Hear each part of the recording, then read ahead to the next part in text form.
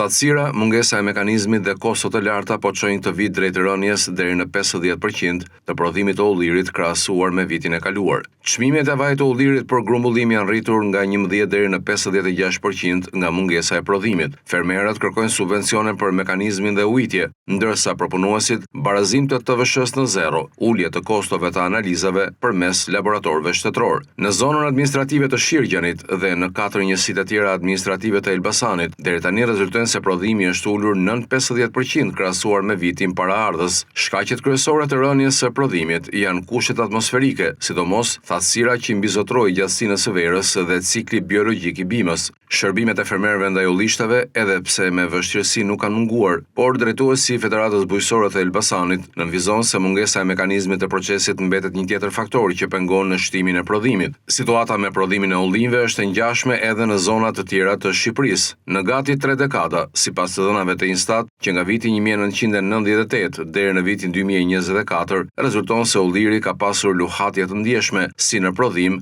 ashtu edhe në rendiment.